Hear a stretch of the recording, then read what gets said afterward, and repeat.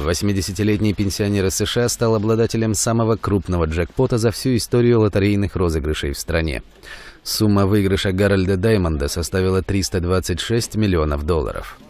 Мужчина живет в пригороде Нью-Йорка и в прошлом работал директором начальной школы.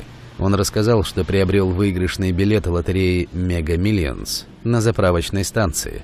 Позже он и вовсе о нем забыл, отдав жене. На следующий день после розыгрыша Даймонд услышал, что деньги достались одному человеку.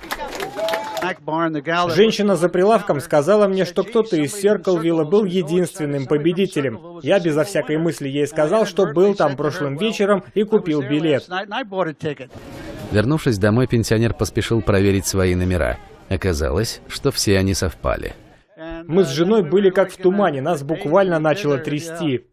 Пожилая семейная пара получила выигрышный билет в понедельник. При этом победителями они стали еще несколько месяцев назад. Говорят, что ждали подходящего времени, чтобы заплатить меньше налогов.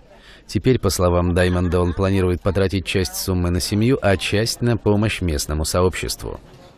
Розыгрыши лотереи Mega Millions проводят по вторникам и пятницам. Предыдущий крупнейший выигрыш также ушел жителям Нью-Йорка в 2011 году.